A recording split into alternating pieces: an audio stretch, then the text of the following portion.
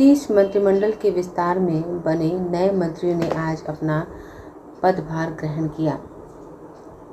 राज्य से भूमि सुधार मंत्री दिलीप जायसवाल ने पद ग्रहण किया और कहा कि जमीन से जुड़े हुए मामलों में पारदर्शिता रूप लाने का काम किया जाएगा। उन्होंने कहा भूमि विवाद मामले को देखते हुए निश्चित तौर पर उसमें पारदर्शिता लाने की जरूरत है। हमारी कोशिश है, पार्टी और मुख्यमंत्री ने जो हम पर विश्वास जताया है, हम उस पर खरे उतरें। आज मुझे विभाग का मंत्री के रूप में पदभार लेने का मौका मिला है और जैसा कि आपको विदित है कि राजस्व विभाग बहुत ही महत्वपूर्ण भागीदारी समाज में निभाता है और इस विभाग में बहुत सारे समस्याएं भी आम लोगों के बीच से सुनने को मिलता है। मुझे पूरा विश्वास है कि जो जिम्मेवारी हमारे पार्टी के नेतृत्व ने और मुख्यमंत्री जी ने मुझे दिया है, इस चुनौती को स्वीकार करते हुए मैं इसे अवसर में बदलने का प्रयास करूंगा। और चुनौती जब अवसर में बदलने का प्रयास किया जाता है तो मुझे लगता है कि अपने आप जो जनता की समस्याएं हैं और विशेष करके जो भूमि विवाद है उसका रास्ता निकल सकता है। वहीं मंत्री अशोक चौधरी और जयंतराज अपने अपने विभागों का पदभार ग्रहण करने पहुंचे। दोनों एक दूसरे के विभागों को पदभार ग्रहण करवाया गया। जो पहले ग्रामीण कार्य मंत्री थे, जयंतराज व अशोक चौधरी को विभाग का पदभार ग्रहण करवाए। वहीं भवन निर्माण मंत्री अशोक चौधरी ने जयंतराज को अपने विभाग का पदभार ग्रहण करवाया। इन दोनों ने कहा कि हमारी प्रमुखता रहेगी कि किस तरीके से बिहार के विकास के पथ पर आगे बढ़ाया जाए। श्रम संसाधन विभाग के मंत्री संजय सिंह ने आज अपने ऑफिस में पदभार ग्रहण किया। इन्होंने भी कहा कि बिहार को विकास के रास्ते पर आगे अग्रसर किया जाएगा। ब्यूरो रिपोर्ट, आंखें न्यूज़ 24। हमने बार बार कहा है कि एनडीए के सीट शेयरिंग का मामला कहीं कोई परेशानी नहीं है। सही समय पर उचित समय पर उचित जगह पर हम लोग इसका अनाउंसमेंट कर देंगे, इसलिए कहीं कोई संशय नहीं है, आपस में कहीं कोई परेशानी नहीं है। क्योंकि जहाँ जहाँ भारतीय जनता पार्टी की गठबंधन एनडीए की सरकारें हैं और जहाँ एनडीए की सरकारें चुनाव लड़ी, अभी किसी राज्य की घोषणा नहीं हुई है। भारतीय जनता पार्टी ने अपने सीटों की घोषणा की है, फर्स्ट लिस्ट और सेकेंड लिस्ट, और जो आने वाले समय में जो उनका आएगा वो एनडीए से बात करके बाकी घटक दलों से बहुत जल्द हो जाएगा। इसमें कहीं कोई परेशानी नहीं। तेजस्वी यादव ने कल पटना से लेकर मुंबई तक एक बात उनकी आम रही कि मुख्यमंत्री नीतीश कुमार को लेकर काफी सॉफ्ट दिखे। उन्होंने कहा कि बहुत मजबूरी में बहुत फैसले वो ले रहे हैं।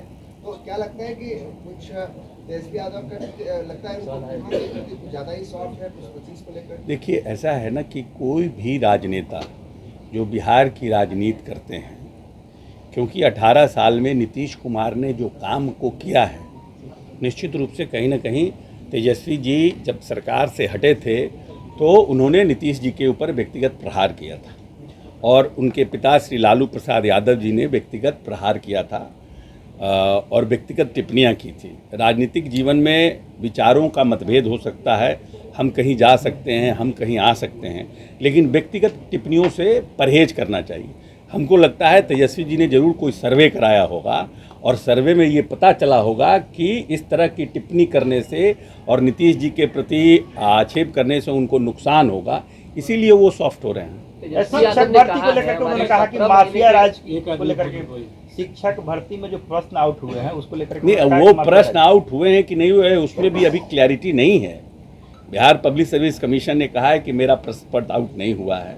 मान लीजिए किसी ने कंप्लेन किया, उस पर जो जांच हो रही है उसमें तो लेट एवरीथिंग कम्स आउट। और हम लोग तो जिस पॉलिटिकल पार्टी के राजपाट में बीपीएससी के अध्यक्ष जेल गए, जिनके ऊपर बार बार मुकदमा हुआ, कितने बार पेपर लीक हुआ, उनको इन सब चीज़ों पर टिप्पणी करना उचित है। हमारी सरकार, नीतीश जी की जो सरकार है, उन्होंने इस 18 साल में हमेशा से ट्रांसपेरेंट, निष्पक्ष और पारदर्शी सिलेक्शन करने का काम किया। हमने पार्ट 1, पार्ट 2 जो टीचर बहाली की हुई है उसमें भी हमने पारदर्शिता रखा है और पार्ट 3 में भी पूरी तरह से हम पारदर्शिता रखें। सर, इलेक्ट्रल बॉन्ड जो 10 करोड़ का जेडीयू को मिला, हल्फनामे में आप लोगों ने दिया कि निर्माण विभाग की जिम्मेदारी मिली है।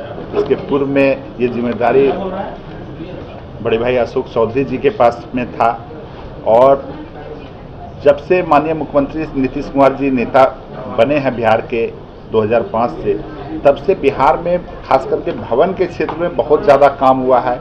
एक से एक बड़ा बिल्डिंग यहाँ पे बना है और आने वाले समय में जो भी बिल्डिंग बना हुआ है उसका भी मेंटेनेंस हम लोगों को करना है।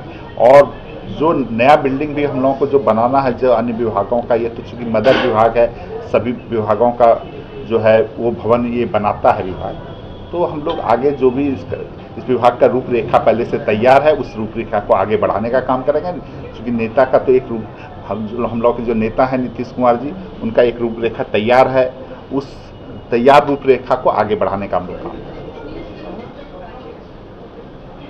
आंखें जो आपका चैनल है उसके लिए और उसके दर्शकों के लिए 2 लाइन की हम शुभकामनाएं अपने ढंग से देते हैं। आप सब में मिठास घुल जाए बांसुरी और बीन की तरह, और लोग आपको भी प्यार करने लगे वैक्सीन की तरह। हंसते रहें, मुस्कुराते रहें और देखते रहें आंखें न्यूज 24। अगर आपने अभी तक हमारे चैनल को सब्सक्राइब नहीं किया है तो हमारे चैनल को जल्द से जल्द सब्सक्राइब करें, लाइक करें, शेयर करें।